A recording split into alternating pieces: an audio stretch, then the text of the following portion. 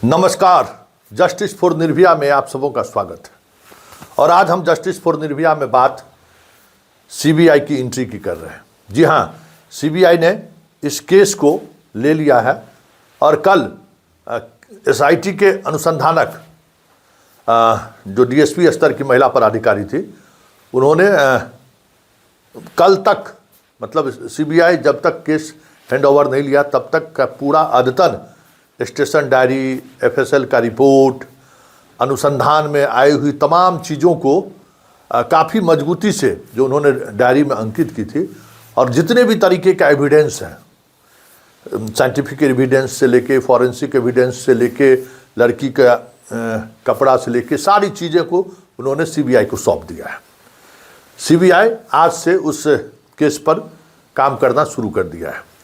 खबर आ रही है कि सीबीआई के पास दो एंगल है। कहाँ से सीबीआई अनुसंधान शुरू करती है ये देखने वाली बात होगी। वैसे बिहार सरकार और पुलिस मुख्यालय ने सीबीआई से इस मामले का शीघ्र से शीघ्र निष्पादन करने का आग्रह किया है। देखिए, इस केस के दो पहलू हैं। एक पहलू है माँ पिता और दूसरा पहलू है प्रभात मेमोरियल हॉस्पिटल।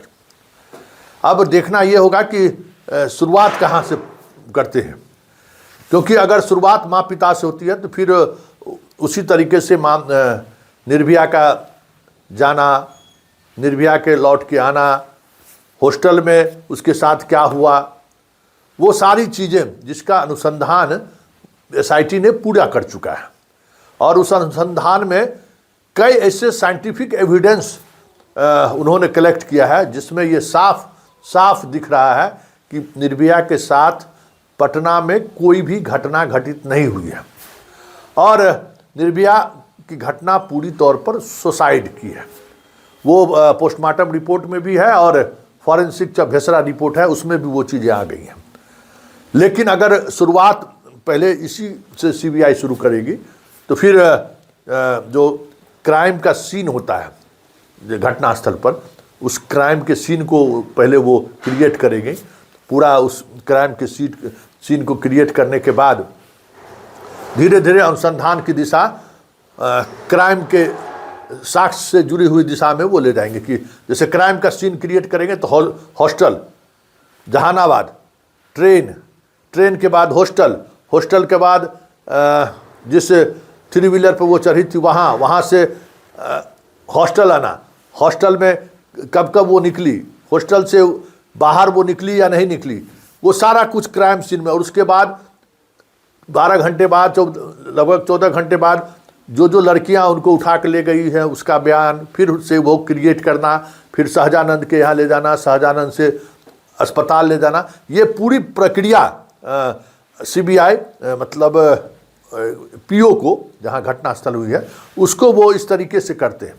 लेकिन इस मामले में बहुत सारी चीज़ें अस्पष्ट है जिसमें कुछ करने की ज़रूरत अब सीबीआई के पास या गुंजाइश भी नहीं है, क्योंकि इस तरीके के अकाट साक्ष्य बिहार पुलिस के पास है और जो बिहार पुलिस ने सीबीआई को सौंप दिया है।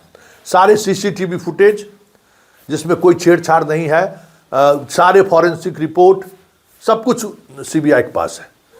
लेकिन सीबीआई के पास एक अनुसंधान का दूसरा पहलू भी है जो बिहार पुलिस या एसआईटी सीबीआई के सौंपने से 24 घंटे पहले उस तरफ उन्होंने नज़र दौड़ाना शुरू किया, जिसमें पीड़िता के अंडरगारमेंट्स में सीमेंस का आना और पोस्टमार्टम रिपोर्ट। अंतिम समय में जो एसआईटी को जो एक महत्वपूर्ण लीड मिला, जिस लीड के बाद बहुत सारे इस खेल में जितने आंदोलन के जो प्रमुख चेहरे थे, सारे के सारे चेहरे अपने सोशल पेज पर लड़ाई की बात लिखकर पुलिस की पहुंच से बाहर हो चुके हैं। पुलिस के निशाने पर वो लोग भी हैं। कई उसमें नेता हैं जो कहा जा रहा है कि साजिश में शामिल है। साजिश क्या हुआ है? साजिश लड़की का अंडरगारमेंट्स बदलना, उसमें सीमेन का आना और पोस्टमार्टम रिपोर्ट से पहले प्रभात मेमोरियल के एक पुराने डॉक्टर के द्वारा वर्तमान गैनिक के डॉक्टर को एक कर्मचारी के मोबाइल से फ़ोन करना ये फ़ोन बहुत बड़ा टिप्स मिल गया एसआईटी को, जिसके सहारे ये एसआईटी इस दिशा में अनुसंधान को लेकर आगे बढ़ चली कि इस पूरे घटनाक्रम के पीछे बहुत बड़ी साजिश है। याद होगा पटना में जब नई नई सरकार बनी थी तो अनंत सिंह को लेकर एक खबर रेशमा वाली हुई थी, एक लड़की का डेड बॉडी मिला था, रेशमा रेशमा रेशमा, पूरा हंगामा होने लगा कि रेशमा का अनंत सिंह ने हत्या करवा दिया, बहुत सारे बवाल हुए थे, याद होगा। तो ठीक उसी तरीके का ये केस उसी दिशा की तरफ बढ़ रहा है, जबकि बाद में पता चला कि वो रेशमा कोई और है। पूरा केस का पटाक्षेप हुआ, लेकिन 2-3 दिनों तक पूरा हाइप रहा एकदम, मतलब सरकारें जैसे लगती थी कि हिल गई। अब सुशासन की सरकार के चेहरे पर कालिख जैसी वो बात सामने आई। कुछ दिन के विधायक बाहुबली अनंत सिंह ने इस तरीके से ज़मीन पर कब्जा करने के लिए एक महिला की हत्या करा दिया है। क्या क्या चला था और फिर सच क्या सामने आया सबको पता होगा। तो ठीक उसी तरीके से प्रभात मेमोरियल अस्पताल पर कब्जा करने को लेकर पिछले 2 वर्षों से जो कवायद चल रही है, और उस कवायद की कड़ी के रूप में निर्भया का इस्तेमाल का से जुड़ा हुआ बहुत सारा साक्ष्य आ चुका है। इस बात की चर्चा जैसे हम लोगों को भी बहुत सारी चीज़ें पता थी, लेकिन जब तक एसआईटी उस तरफ बढ़ती नहीं तब तक बहुत मुश्किल था खबर चलाना। एक ये है कॉन्स्पिरेसी का एंगल। दूसरा एंगल है कि आखिर निर्भया की तो मौत हुई, उस मौत की वजह क्या है।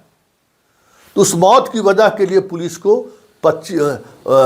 उसके निर्भया के माँ पिता, भाई, मामा, जितने लोग से जिनका निर्भया का रिश्ता रहा है, उन तमाम लोगों से पूछताछ। निर्भया के पास वो नींद की गोली कैसे आई, वो जो दवा दुकानदार जो मीडिया ट्रायल कर रहे थे, मंच पर जो बयान दे रहे थे ना, अब समझ में आएगा कि सीबीआई जब पूछताछ करेगी तो जो हवा दे रहे थे ना कि हाँ हमको जो है सो 370 रुपया आया, हम लोग थोड़ी देखते हैं। तो अब समझ में आएगा कि हमारे पास सीसीटीवी नहीं है, और सीसीटीवी रखने के लिए दवा दुकानदार को क्या नियम कानून है, अब सब सीबीआई बताएगी उनको। अब समझ में आएगा बहुत सारी चीज़ें। तो 2 इशू पे सीबीआई की जांच की दिशा होगी जो हमें खबर आ रही है। एक तो निर्भया सुसाइड क्यों की, दूसरा निर्भया के साथ रेप हुआ है या नहीं हुआ है। अगर नहीं हुआ है तो इस रेप की साजिश रचने वाले कौन लोग हैं।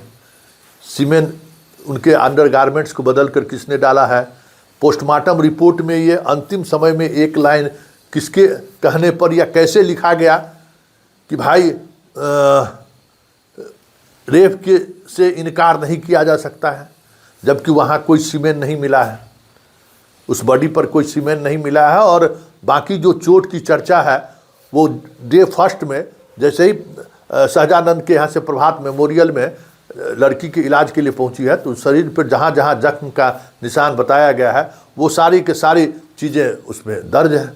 जख्म मतलब हॉस्पिटल में लाने से पहले कहीं न कहीं उसको जख्म हुआ, और उसमें यह भी कहा गया कि जख्म पुराना जख्म है। तो लड़की को ये जख्म कहाँ से आया, हॉस्टल में क्या हुआ, और रेप के पीछे कॉन्स्पिरेसी है या फिर रेप की घटना घटित हुई है, तो वो घटना पटना में हुआ या जहानाबाद में हुआ। तो ये तमाम ऐसे बिंदु हैं जिस पर सीबीआई ने आज से जांच शुरू कर दिया है।